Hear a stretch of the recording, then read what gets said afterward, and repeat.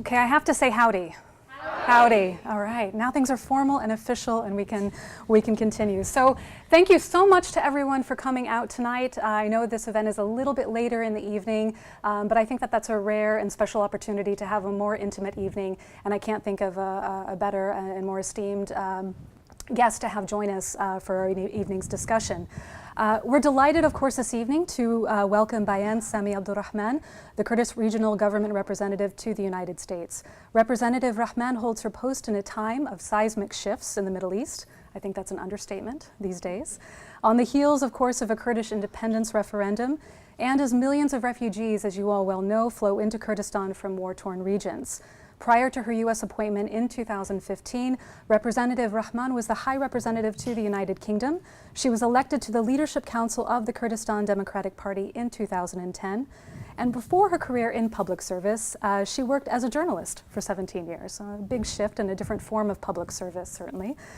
She began her career in local newspapers in London and won the Observer newspaper's Farzad Bazoft Memorial Prize in 1993, which led to her work at the Observer and later at the Financial Times. It's a privilege to welcome Representative Rahman this evening, and we'll turn the floor over to you. I just want to say a couple of words, though. Our wonderful colleagues here at the Bush School have passed around index cards and I think writing utensils to you as you enter the room. I would encourage you to write questions down as you think of them, and at the end of our talk this evening, we'll open the floor up to questions and collect those cards as well, too. So please join me in welcoming Representative Rahman. Thank you.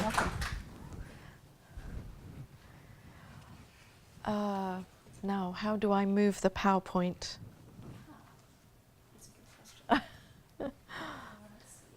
Sorry, I was expecting a laptop or something here. I think, do you need a clicker? Do we have a clicker there? We do not, but we do have a mouse. That should work. Okay. Would it be more comfortable for you to Yeah, come over here? yeah. Sorry, I No, that's okay. I should have checked, but We have to be a bit dexterous sometimes with technology. it's fine. Let's see if we can. Perfect. Oh, good. Okay. Perfect. So if we move through here, and I think, Use that. yeah, Can I use the arrow? I think, Okay. here we go. Okay. And then just move forward this way. And then- Okay. Thank you. Well, thank you very much. It's a great pleasure to be here at the Bush School. It's a great honor to address you, and I hope you'll find this presentation interesting. I've brought some slides just because sometimes talking about Kurdistan can be very confusing, because there is no Kurdistan and there are many Kurdistans, as you'll see. So I'm going to begin with several maps. This map, it's very hard to get an accurate map of Kurdistan, so that's my disclaimer. But this map shows you roughly where the Kurds are in the Middle East. So we are spread between Iraq, Iran, Turkey, and Syria. But of course, as you can see, we also go into Armenia, Azerbaijan, a little flurry into Georgia, and so on. The population of Kurds in the Middle East, again, is very hard to say accurately. Most of those countries like to hide or minimize the number of Kurds that they have, but we estimate that Iraq has 6 or 7 million Kurds, Iran has 10 or 12 million, Syria 3 million, Turkey anything between 15 million and 25 million, depending on who you're talking to. Istanbul as a city probably has the largest number of Kurds. So it's the largest Kurdish city with 2 million Kurds. So these borders were drawn for us. We didn't choose them, but we have to live with them. Now I'm showing you the map that roughly shows Kurdistan region in Iraq. So within Iraq, after the 2005 Constitution of Iraq was ratified, Kurdistan region was given a special status in the Iraqi Constitution. It's recognized as a region with its own parliament, with its institutions such as the presidency of the region, the prime minister, diplomatic missions like the one that I and my colleagues represent, and so on. But even in Iraqi Kurdistan, this map doesn't show you the full picture, because there are territories that are called disputed territories. So the green area on this map shows what is considered to be Kurdistan region proper. These words are all very controversial, but anyway, I have to use them because I'm using a shorthand. But the areas that are yellow on this map are also considered to be part of Kurdistan. They are described as disputed territories in the Iraqi Constitution. We believe that they are historically, demographically majority Kurdish, linguistically, culturally, they are Kurdish. But over the years, and particularly under Saddam Hussein's dictatorship, the population of those areas was changed by force. Saddam had a program called Arabization, where the Kurds were forced out of their homes and Arab settlers were brought in. And we're still living with the legacy of that policy today. And borders of provinces were gerrymandered to try to minimize the Kurdish population in some of these key provinces, such as Kirkuk, which has a lot of oil. So when we talk about Iraqi Kurdistan, we're talking about two. We're talking about all of this territory, including the disputed territories, and then also the smaller area, which is just the three provinces that make up the region. So to tell you a little bit about Iraqi Kurdistan, it's a region with a population of about 5 million. We have a majority Muslim community, Sunni Muslim, but there are many minorities. The Yazidis, for example, who have an ancient faith, and you may have heard of them, particularly since ISIS came to Iraq in 2014 and has been committing genocide against the Yazidis and also against the Christians. There is also a substantial Christian component in Iraq and Kurdistan, but their numbers have dwindled. It's believed that there were 1.5 million Christians in Iraq in 2003. Today, maybe there are 250,000 left, and nearly all of them are in Kurdistan, where they're still sheltering. Now, I want to go back and just give you a little brief history about Iraqi Kurdistan. Iraq itself was created about 100 years ago. It has never been stable. It's had very brief periods of stability, but we've never had a long enough period of peace in Iraq for the country to really flourish economically, politically, or even militarily. And the Kurds in Iraq have suffered enormously since the creation of the country. We are proud of our Arab friends. We respect their language, we respect their culture, we respect their customs. But we like to remain Kurdish. We like our language, we like our history, we like our customs, and we like to identify ourselves as Kurds. But this has always been a problem in Iraq, and it's been a problem in Iran, Turkey, and Syria as well. But since I represent only Iraqi Kurdistan, my comments are limited to that part of Kurdistan. So really, going back from the beginning of Iraq's creation, the Kurds have suffered. There have been countless uprisings in the Kurdistan area of Iraq against the repressive regimes in Baghdad. This campaign of persecution against the Kurds really gained momentum in the 1960s when the Ba'ath Party, which was later led by Saddam Hussein, when the Ba'ath Party came to power. They first came to power in 1963, but they lost control, and then they really came back in 1968 in full form. So what did this mean? It meant that throughout the Ba'ath regime's dictatorship, and particularly under Saddam Hussein, there were repeated campaigns of genocide against the people of Kurdistan. There was the Anfal campaign in 1987-88. There was the chemical attack against Halabja, 16th of March 1988, 30 years ago this month. The city of Halabja was chemically bombed, 5,000 people were killed, men, women and children. They were unarmed, they were civilians. 10,000 were wounded, and even today the survivors of that attack continue to have respiratory problems, cancers, deformed children as a result of the chemical attack. But Halabja wasn't an isolated incident. We estimate that Saddam Hussein used chemical weapons 200 times in Kurdistan. And of course, he also used them against the Iranians when he was fighting in the Iran-Iraq war. Then in 1990, Saddam made the mistake of invading Kuwait. And the United States led a coalition that liberated Kuwait and then came into Iraq but didn't liberate Iraq, unfortunately. For many of us, we believe that this was one of the biggest mistakes that the United States committed in Iraq. Things we believe would have been very different.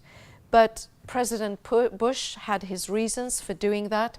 He believed that his mandate was only to liberate Kuwait and to disarm Baghdad, not to defeat and destabilize Iraq. But what happened was that there was an uprising in the Kurdistan region in the spring of 1991 and in the south of Iraq among the Shia Arab communities. Unfortunately, Saddam Hussein was able to repress those uprisings. And in Kurdistan, don't forget, this was 1991 now I'm talking about. This is only 3 years after Halabja and the chemical bombardment. This was only 3 years after the Anfal genocide campaign, where 182,000 people disappeared or were killed by chemical weapons. So when Saddam's forces came and attacked the Kurdish population after the uprising, people fled. Up to 2 million fled. Hundreds of thousands of people fled to the mountainous border with Turkey and with Iran. It was a bitterly cold time. Many people died of exposure. My grandfather died in that journey. He didn't make it. And many others, children and elderly in particular, were very vulnerable. And we're very fortunate that the early 90s was the beginning of the media really taking off in terms of coverage of the Middle East. And it's thanks to the media and their images of what was happening to the people and the huge scenes of masses of people barefoot in the snow, in the mud, dying before the cameras, mobilized the United States, Britain, France, and other countries to begin a program, and I believe we have somebody here who is involved in that, to bring about a program where the people were encouraged to come back home. They were offered protection from Saddam Hussein. A no-fly zone was established over Kurdistan and a safe haven. That was a turning point for us. Where I said earlier, the United States should have liberated all of Iraq in 1991 after liberating Kuwait. It didn't. But what it did do was save thousands of lives by helping people to come back from the border mountains, to return to their homes and to give them protection through the no-fly zone, which protected Kurdistan and Iraq for the next decade, all the way up to 2003. So, I think I've jumped. Yes, so I'll go back to the 1990s. So suddenly we found ourselves out of Saddam Hussein's grasp and we were under international protection. This hadn't happened to us before in Iraqi Kurdistan. And so the first thing that we did was to have elections in 1992. We had the first ever elections that were real and genuine. Iraq used to have elections where, of course, Saddam Hussein always got 99% of the vote and was elected president.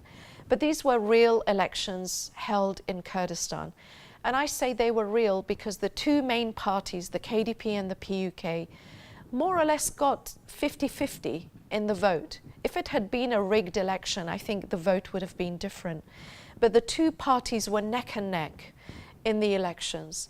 Out of those elections in '92, we created the Kurdistan Parliament, which still exists today, the Kurdistan Regional Government, and all of the institutions that came out of that, the presidency, the government, the cabinet.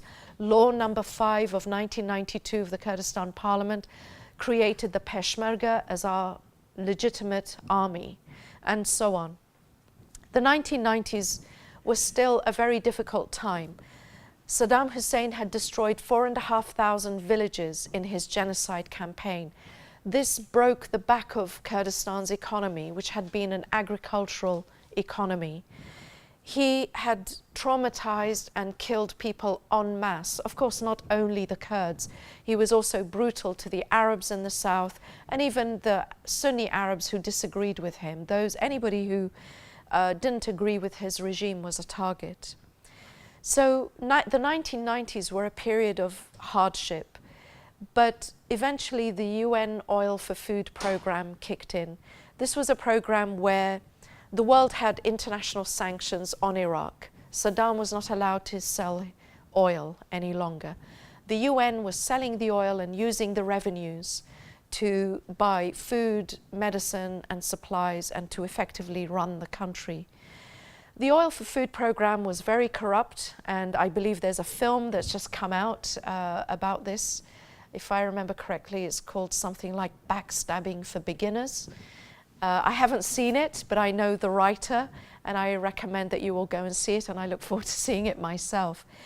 Despite the corruption of the Oil for Food program, some money made its way to Kurdistan, and this was the beginning of some stability, particularly after the two main parties fell into a civil war in the 1990s.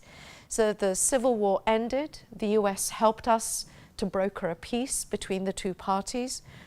And then the Oil for Food program kicked in, and we were beginning to get some stability, some economy going in Kurdistan. Then it became clear to us by 2002-2003 that the United States was going to intervene in Iraq. We were concerned about this because by 2003 we had relative peace and stability in Kurdistan.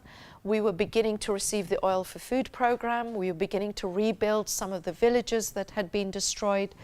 Our people were no longer under Saddam's grasp. We were very concerned what Turkey might do if Turkey was going to be part of the liberating forces in Iraq. So it was a period of great concern for us. The Turkish parliament voted against allowing the US military to come to Iraq through Turkey. This actually opened an opportunity for us. It meant that the Peshmerga, the Kurdish military force, were the only Iraqi forces that fought alongside American troops to liberate Iraq. And we're very proud of that. We're proud that we partnered with the United States to liberate our country from a genocidal dictator. So the liberation of Iraq, and I use the word liberation very deliberately, opened up a new era, a new chapter for Iraqi Kurdistan and for Iraq as a whole. For the first time, Iraq had the opportunity to have democracy.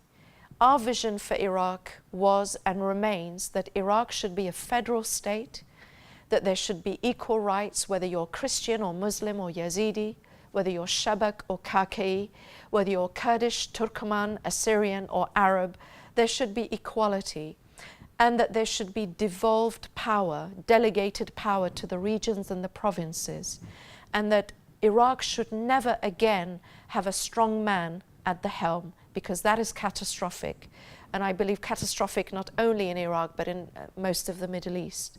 So our vision for Iraq was that it would be democratic, federal and pluralistic. It would be a country of diversity. We helped to draft the Iraqi Constitution, which was ratified in a referendum across Iraq in 2005. The Constitution, I believe, is still a very worthwhile document. It's the guarantor that all of the people of Iraq will live together in peace. It does envisage a federal state.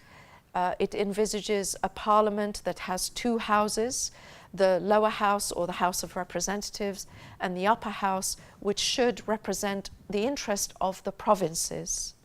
Unfortunately, the second chamber has never been created in Iraq, so we still only have the House of Representatives. We still don't have a federal Supreme Court as envisaged within the Constitution. There is a kind of a leftover Supreme Court from the 2004 period, but it's not what is envisaged in the Constitution. The Constitution also stipulates a mechanism for dealing with the disputed territories, which I talked about before. Article 140 of the Constitution says that the original people of the disputed territories, the ones who were forced out, should be able to return to their homes. There should be a census, and then those people should vote in a referendum. Do they want to be part of Kurdistan region, or do they want to remain as they are, part of a different province that is ruled by Baghdad? The deadline for implementing Article 140 was 2007. 11 years later, it still hasn't been implemented. As a result, the disputed territories remain unstable. They were occupied by ISIS in 2014. The Peshmerga liberated all of those areas from ISIS. Today, they are occupied by the Iraqi military with Iran-backed militias helping them.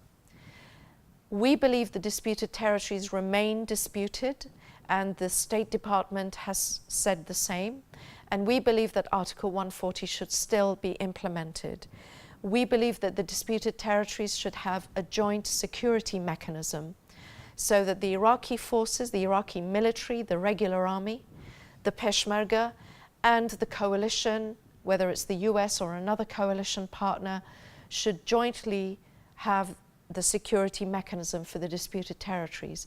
This would ensure that none of us are able to claim the disputed territories without Article 140 being implemented, and it would reassure the minorities, the Christians, the Yazidis, the Turkmen, the Assyrians, who live largely in those areas. Most of them are still displaced, but they daren't go home because of the instability in those disputed territories. So the period after 2003 really opened up a golden decade for Iraqi Kurdistan. Kurdistan really began to flourish. The economy boomed. We opened 2 international airports. People were able to travel. Don't forget, under dictatorships, usually you don't have a passport. You can't travel unless you're a member of the party that's ruling, and so on. We went from having 1 university in 1991 to having more than 30 universities now in Kurdistan, including private universities. English has become the second language in Kurdistan. Everybody wants to learn English. Our media, communications, culture, all of these flourished in Kurdistan. And I would say also civic activism, NGOs, women's rights groups, all of these began to flourish in that golden decade.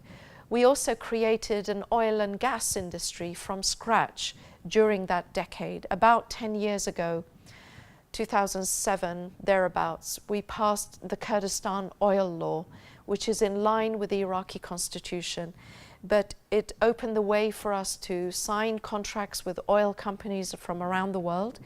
And of course, there are some companies from here in Texas that have signed contracts with us, including Exxon, Chevron, HKN, which is part of the Hillwood Group, and Hunt Oil.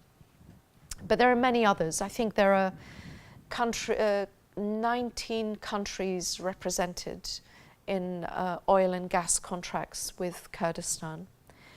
So Kurdistan was flourishing economically, culturally, and diplomatically. We have 14 diplomatic representations, 1 in Washington, where my colleagues and I work. The others are in London, Paris, Berlin, and so on, Moscow, Tehran, I believe in Canberra. We have 14 in total. We did plan to have an expansion of more diplomatic representations, but unfortunately ISIS came, our economy took a big hit, and so those plans are on hold. While our economy, our society were flourishing, unfortunately our relationship with Baghdad was deteriorating. all of the optimism that we had in 2003 that Iraq would enter a new chapter, that we would have democracy and federalism in Iraq, that the 2005 Constitution would be our guarantor of peace, stability, and peaceful coexistence in Iraq. All of those hopes were over the next decade eroded. It became clear to us that successive governments in Baghdad were not interested in upholding the Iraqi Constitution. We believe that 55 articles of the Iraqi Constitution have been violated or not implemented deliberately. Article 140 of the Disputed Territories is one. There are many other articles. For example, the Peshmerga, our military force, are part of Iraq's defense system. I believe in the United States you have a system where every state has a national guard. They are part of the US military. They are part of your defense system. They get weapons, they get training, they get a budget, they get paid their salaries. But in our case, the Peshmerga have never been paid their salaries by Baghdad. Only recently a payment has been made, but I'm talking since 2003. They haven't been trained, they haven't been equipped, they haven't had the weapons and the ammunition. These are all things in the Constitution that have either been violated or not implemented. So then in 2014, we have a huge shock across Iraq, across the Middle East, and of course in Kurdistan as well, when ISIS apparently comes out of nowhere.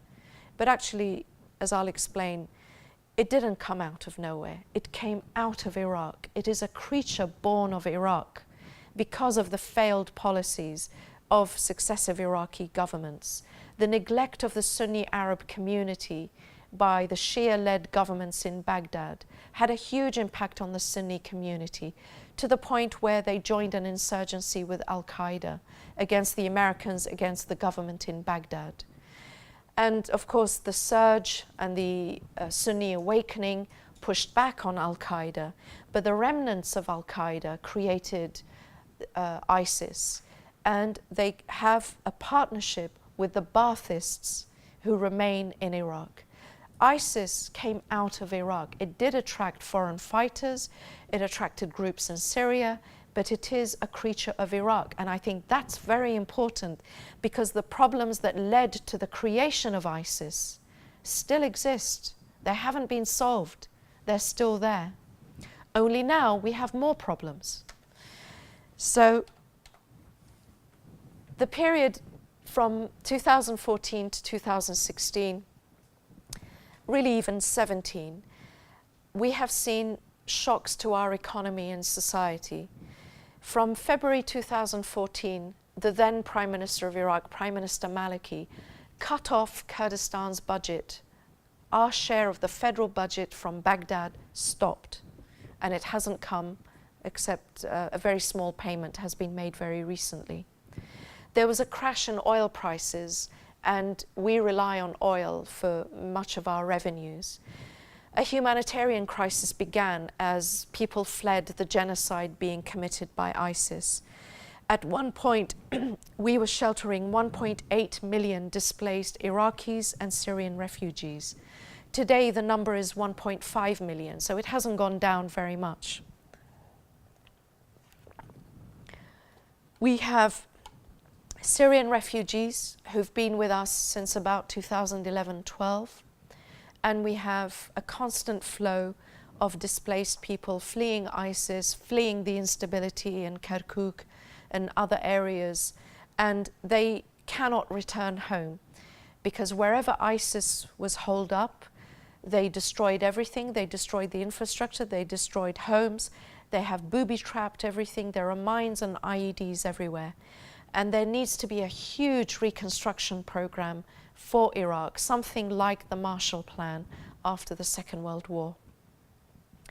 And then, of course, at the same time as all of this, the financial crisis, the humanitarian crisis, we have been fighting ISIS. We've had a 650-mile front line to protect and then to push back and defeat ISIS. 2,000 Peshmerga have been killed, 10,000 have been wounded. That's a huge sacrifice for a population of 5 million. And for the longest time, it was only the Peshmerga fighting ISIS. And we're very grateful to the United States for the airstrikes that were very effective in the fight against ISIS, for the training, the equipping, and the ammunition that they provided to the Peshmerga. Without that support, we would not have been able to fight ISIS. The Iraqi government has not helped our Peshmerga.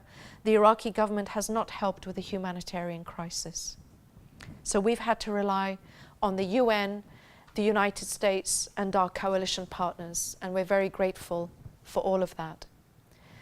So as I'm sure many of you know, in September 2017, we had a referendum on independence in Kurdistan. A lot of people ask, why did you have the referendum? Why now? Well, for many of us, it came very late. Many of us would have liked this referendum to have been held years ago. But we thought, and we still think, that it was the right time. Why? All of the problems that led to ISIS still remain. They're still in place. We're not sure, or in September 2017, or let's say early 2017, when we announced that we would have a referendum, we were not sure whether the United States and the coalition would continue to support us in Iraq. You know, Western democracies are beholden to election cycles. I believe in democracy, I genuinely do, but there are downsides. It means that politicians in the West often have a very short attention span. They can be lobbied by different advocacy groups. We have experienced America withdrawing from Iraq, so we weren't sure how much longer we would be protected by the international coalition. And so for us, we believe that 2017 was the right moment to have a referendum on independence. We never said that we would declare independence immediately. We always said that this referendum would give our leadership the mandate to have discussions with Baghdad on our future relationship. Unfortunately, the referendum was taken by Iraq to be much more of a threat than we had intended. And so after the referendum, Baghdad began to impose punitive measures on the Kurdistan region. Baghdad, of course, controls civil aviation, so it banned international flights to Kurdistan. This had a huge impact on the humanitarian assistance that we were receiving. It stopped the flow of journalists to the region, so it was easier for Baghdad to hide what it was doing, to hide the impact it was having, not just on our community, the host community, but also on the displaced community who rely on us for help and assistance. Baghdad tried to hit us militarily. It took back Kirkuk, which had been liberated by the Peshmerga from ISIS. The Iran-backed militias played a role in this. Baghdad, or the Iraqi forces and the militias, tried to push even towards Erbil, our capital, but they were pushed back heavily at Altun Kupri, and we fought them very heavily in an area near Rabi'a, which is near the Syrian border.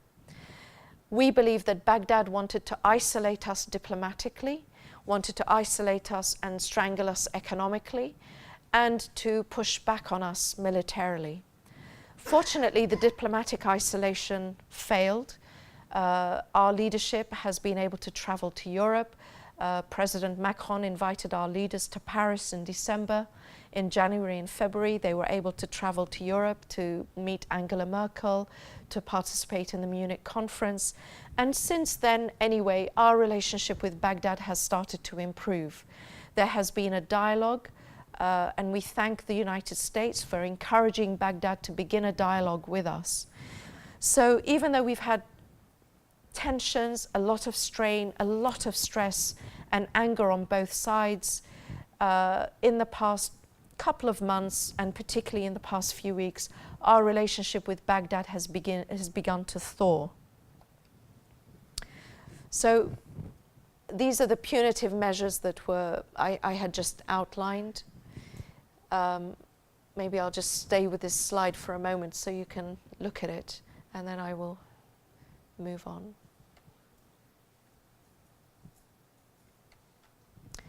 So I want to look ahead. I think my time is running out. What do we have ahead of us? So as I said, right now our relationship with Baghdad is beginning to thaw. Baghdad has just sent over a budget payment. It's very small, but it's better than nothing. And right now our economy is under great stress. So we're very grateful for that gesture of goodwill, and we hope that it will continue. But looking ahead, in May there will be elections to the Iraqi parliament. And I think this will be key to how Iraq progresses beyond that.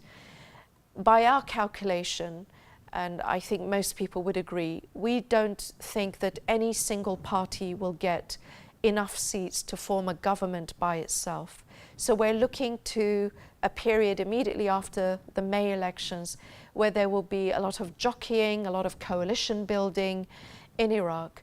And if the Kurdish parties are united, where most of the Kurdish main parties are participating in the Iraqi elections, if we are all united after the elections, we can have 50, maybe 60 seats. I don't know how many seats we'll get, but we will get a substantial enough number of seats to be able to really influence the formation of the next government. Then in the summer or fall of 2018, the Kurdistan Region Parliament will have its own elections. And Kurdistan is itself going through a period of change. And I think that there are some new parties, some new faces that will come up in the election. They're already, out in the media. And so we will see how the Kurdistan elections pan out later in the year. Right now, Kurdistan's region is, the regional government is focusing on maintaining stability and security, despite all of the stresses and pressures that I've described. Kurdistan region remains stable and peaceful. We are rebuilding our economy. We are improving accountability and governance. We have many programs which I can go into if you're interested later in the Q&A. But we have many programs to weed out ghost employees or fake employees, people who get salaries for doing no work. We have hired Deloitte and Ernst & Young to audit all of our oil production, oil sales, and so on historically, and coming up right up to date now. And we want to maintain a strong Peshmerga. We believe that we have a very strong partnership with the United States, and I'm very happy that the administration uses the same word, partnership. Even though the United States was against the referendum and asked us not to hold the referendum and was actually very upset, we believe that our partnership with the United States is strong enough to survive that disagreement that we've had, and that we will continue to be partners in the fight against terrorism, which remains a very serious threat in Iraq. And we have shared interests. It's in our interest, it's in the US interest to have a strong, stable, and democratic and federal Iraq. So I see the future for Kurdistan to continue to be bright, even though today we have very, very difficult times. And I hope that our partnership with the US will continue. Thank you very much.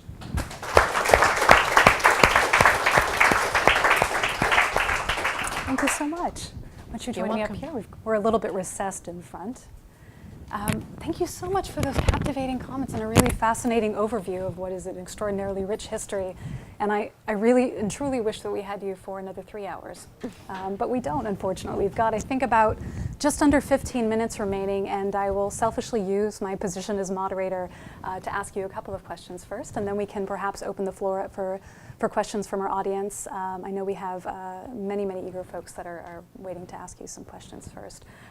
First of all, thank you again. And I, like so many of my students, particularly in a class that I teach in the fall on the political economy of the Middle East, were absolutely captivated by the referendum, and particularly captivated by the international reaction to it, which you alluded to towards the end of your talk. As you mentioned, the State Department said at the time that it was deeply disappointed that Kurdistan held the referendum, but added that Washington has a historic relationship with the region, and, quote, "this will not undermine it." I was struck by a really powerful interview that you had given, I think with the Global Post, where you noted, of course, that it was disappointing, and noted in particular, from your perspective, it was, quote, very disheartening when all of these democracies that enjoy independence, enjoy democracy, enjoy sovereignty, enjoy self-determination, tell us it's good for us, but not good for you. We're very disheartened that all of these European Western democracies that are ready to jump all over us when it comes to issues of human rights, transparency, and so on, when it comes to conducting a democratic referendum asking for self-determination, which is enshrined in the UN Charter, they're all opposed.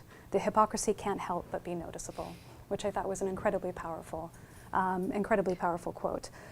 Clearly I was upset.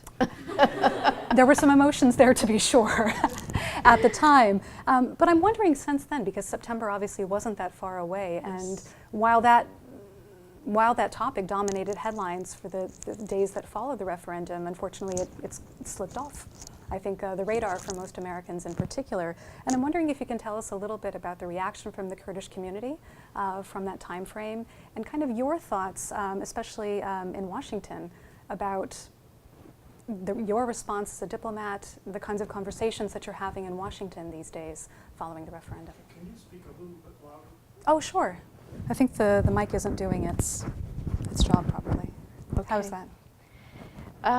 Well, thank you. I've been saying that I think the referendum was euphoric and traumatic for all of us, all at the same time. I don't mean just the aftermath of the referendum. It was very emotional because every Kurd dreams of independence. No one can take that away.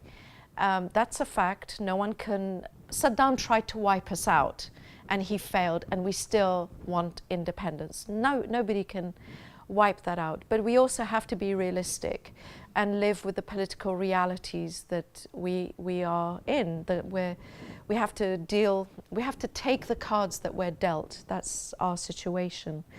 I think for many Kurds, voting in the referendum was a dream that they had, and many of us felt that we were voting for people who had died in the long path towards Kurdish freedom, that they didn't see this day, but they brought us to this day. So it was very, very emotional for me, for my colleagues, for the Kurds that I met in the diaspora, and of course, I didn't go back to Kurdistan. I needed to be in Washington for the referendum, but I could see on television how emotional people were. People were voting and saying, this is for my father, this is for my mother, this is for so-and-so who died and didn't see this day, this is for so-and-so who Saddam killed, this is for Halabja, which was gassed, you know. So it was very emotional. But also, there was a calculation with the referendum. We believe that as a non-sovereign entity, the protection that we are given is limited. There is this concept of the responsibility to protect. My experience of that is it comes too late. Ask the Rohingya right now, how much protection are they getting from responsibility to protect? It comes too late. If you're not sovereign, you can't buy weapons because your end user certificate as a buyer of weapons is not accepted. So when ISIS came, the Peshmerga were under-equipped because Baghdad was not providing them with weapons, and it was stopping the KRG from buying weapons by not authorizing our end-user certificates. So for us, after decades of genocide and then a new genocide under ISIS, we believed that sovereignty would be our form of protection, that while we are sub-sovereign, we are part of Iraq, which doesn't look after us, and the international community doesn't look after us, or when it's done, it's too late. The intervention against ISIS from the international community came too late for thousands of Yazidis. It came too late for thousands of Kurds, thousands of Arabs, thousands of Christians who were massacred by ISIS. It came too late. So while there was this emotional side, that there's this great Kurdish struggle for liberty, and that's what we were voting for, there is also a real practical side. We want to be able to exploit our oil resources, our gas, to improve the lot of our people who've suffered so much. We want to be able to do that freely. So this was all the thinking around the referendum. So it was very euphoric. The euphoria was palpable, but also traumatic, because there was so much riding on the back of this one vote, this little tick that those of us who voted abroad, we voted electronically, and everybody was taking pictures of their computer screens. But you know, it's very exciting. But today we find ourselves in a situation where the international community, led by the United States, I believe, made the mistake of standing against the referendum, but not just standing against it. We expected that the US would be against it, because historically the US has opposed most independence movements. The majority the US has opposed, but eventually it's recognized those countries when they've become independent. So we expected that the US would stick to the normal pattern. But what we didn't expect is that we would be hammered over the head. Almost every day, every week, there were statements, this referendum is unconstitutional, it's illegal, it's this, it's that. It's not illegal, it's not unconstitutional, all of these things. But every time these statements were made by the US government, it emboldened Baghdad, it emboldened Tehran, it emboldened Ankara. It led them to believe that the international community is abandoning the Kurds. So after the referendum, they were free to attack us. And I still believe this was a mistake by the United States. And anyway, it happened. Baghdad punished us militarily, economically, tried to isolate us diplomatically. Fortunately, with the help of members of Congress, some people in the State Department and in the White House, and some friends in the DOD, I believe the US position changed. And I think the US began to be alarmed about Baghdad's intentions.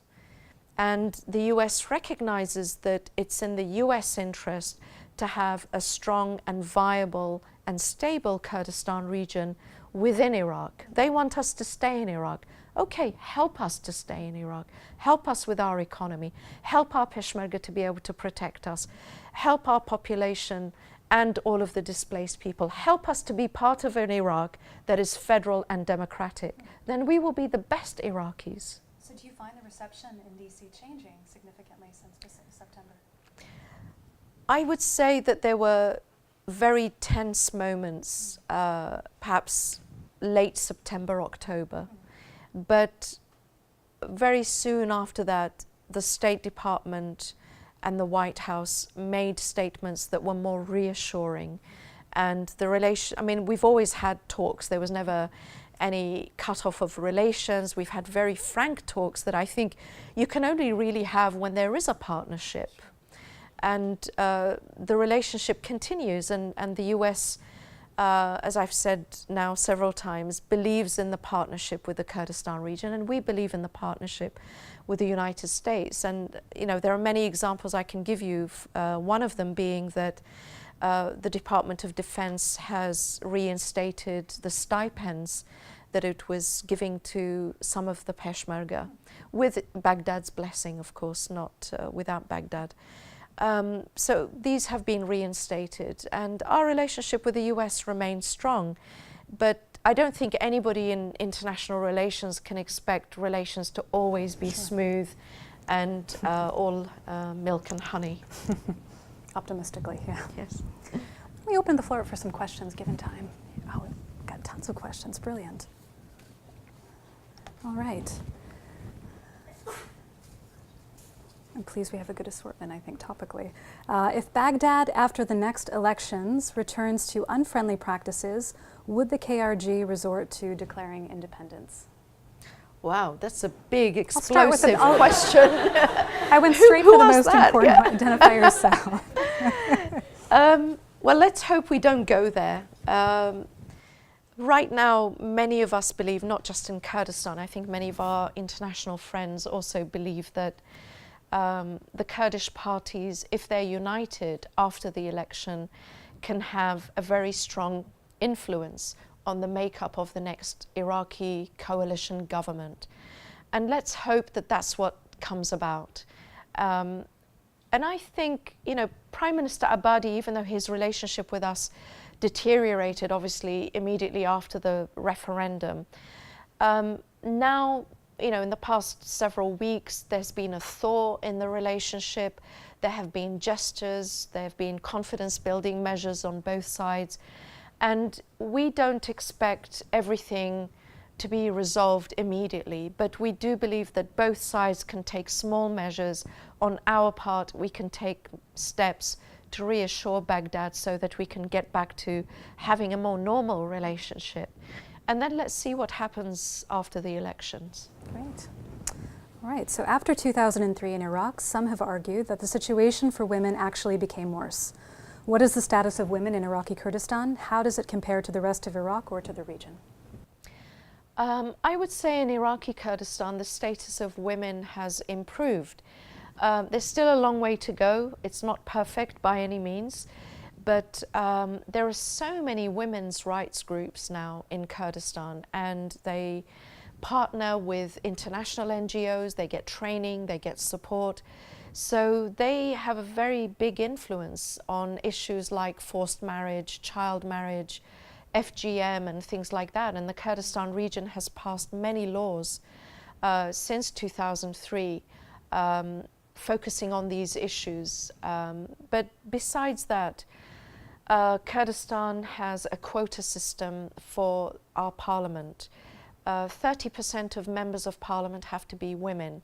In the Iraqi parliament, it's 25%, which is also very good and very high. By having these quotas, it forces every single party in Kurdistan to have women in their leadership, to have women that they can train and encourage to be decision makers, policy makers, to be able to make speeches and so on. So I think the quota system works. It, you know, forces the hand of the political parties in including women. But there are still many issues that women face. There's the everyday, you know, pure sexism that men are better than women, or some families are extremely traditional and really have a kind of a dictatorial control over the girls in their families, over, you know, where they go, who they might want to marry and so on. Those issues still exist. There's still honor-based violence in Kurdistan, even though I think from about 2002, honor-based killings were treated as murder in Kurdistan, whereas in the rest of Iraq, they were given more lenient sentences. We haven't outlawed polygamy because polygamy is allowed in Islam, but we have made it as difficult as possible and so on. And we also have an organization or a branch of the government called the High Council for Women's Issues, which is there to monitor how the government, the parliament, all of the institutions deal with women's issues, whether it's sex trafficking, whether it's equal opportunities at work and so on. They cover everything. Brilliant. Thank you very much. We'll shift to the economy now. So Kurdistan's economy depends heavily on oil. How will Kurdistan try to diversify its economy, especially after return to stability in Iraq? That's a very good question as well. We do rely too heavily on oil. In 2013, the planning ministry of the Kurdistan regional government issued a document that was called Vision 2020. And it set out our vision that by the year 2020, Kurdistan should begin to diversify its economy from oil, to focus more than we do right now on agriculture. Kurdistan historically has been the breadbasket of Iraq and used to be the main industry in Kurdistan. And this is why Saddam Hussein destroyed 4,500 villages to wipe out the rural communities. So agriculture is one of the areas that we believe we can really rejuvenate. And the other is tourism. It might sound a bit crazy to talk about tourism in Kurdistan when we've been fighting ISIS and so on, but Kurdistan has remained peaceful and stable throughout the entire period.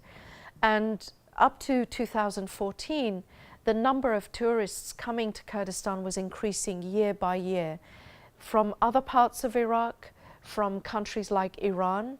Don't forget that Iran young people are quite restricted in how they dress and what they do, and many of them come over to Kurdistan and have a fun weekend. It's kind of like going to Las Vegas, maybe.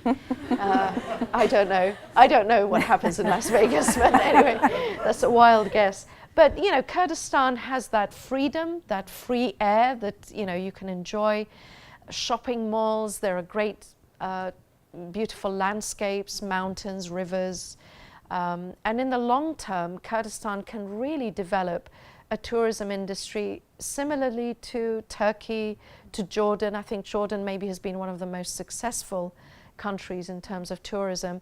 We have a lot of historic sites, biblical sites. One of Alexander the Great's battles took place near Erbil, for example. But then we also have what we call what is called dark tourism, which is, for example, when people go to Auschwitz or to the genocide sites in Cambodia and so on. That is actually part of the tourist industry. It sounds kind of counterintuitive, but I think it is an important part of understanding a people and a culture, to know the kind of suffering that they've endured. So tourism, agriculture, and we also believe that manufacturing or industry could be another industry that Kurdistan could flourish in. But we had these great plans, and then everything was suspended because of ISIS. And we do hope that to go back to that Vision 2020, but we have to give ourselves a longer timeline, I think, for implementing it. Your comments reminded me that I think about a month ago, the New York Times ran a huge profile story on the efforts of an American working with Kurdish colleagues in northern Iraq to establish ecotourism and to really put northern Iraq on the map. It was a brilliant story. That. Yeah, yes. It was, because you never really see portraits and kind of a focus on developing the economy in that particular way, which I thought was quite interesting. We have another ISIS question. In a post-ISIS Iraq, what are the Kurds' goals and objectives? More territorial expansion? Where does the independence movement stand? I think for now, our main goals are to focus on the elections coming up and then the formation of the next Iraqi government. It usually takes us months to form another government, so we could still be talking about this in December. So that's why I'm saying government formation. It's not like Europe or the US where it happens very quickly. So that's really our main focus. Besides that, we want to maintain the integrity and the stability of the Kurdistan region. We do want to try to revive the economy. Since the referendum, Baghdad has stopped the oil production in Kirkuk. This is in the disputed territories. This has cut Kurdistan's revenues by half. So it's really tough because our economy has been suffering for 4 years because of ISIS, and now our revenues are down by half. We still have 1.5 million displaced Iraqis and Syrian refugees and so on. So we really want to focus on strengthening the economy again.